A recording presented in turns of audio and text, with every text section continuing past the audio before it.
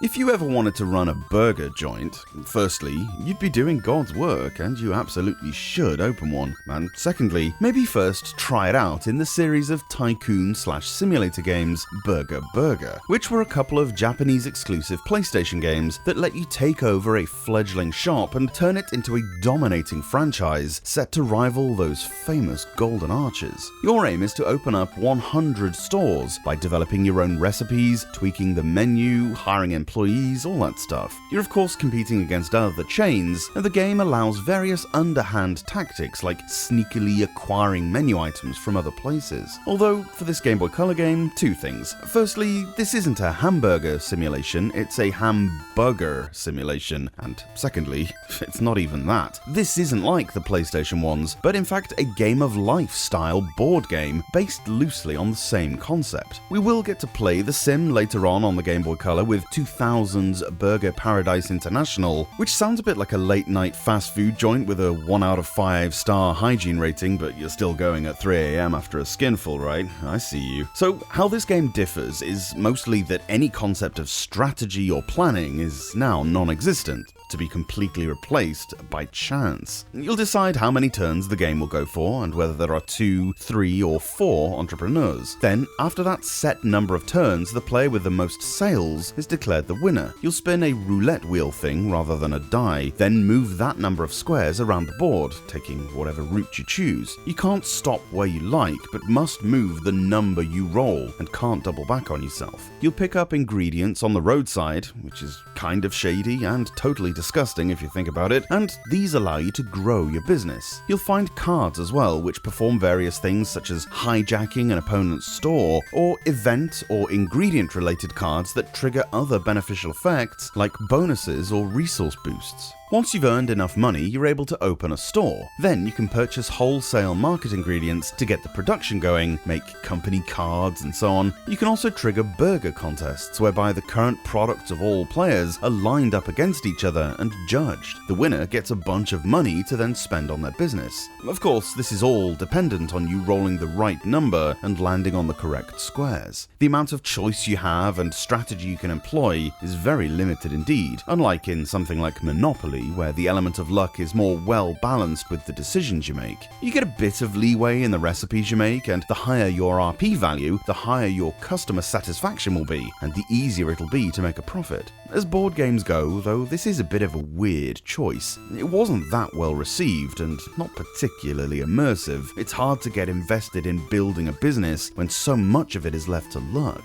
If, weirdly, you actually want to work at a burger joint instead of manage one, you can do just that. There's a mad little title called McDonald's Monogatari Honobono Tenchu Ikusei game that lets you work in a McDonald's. Flip the burgers, overfill people's sodas, get yelled at by your supervisor, that sort of thing. Just like in real life.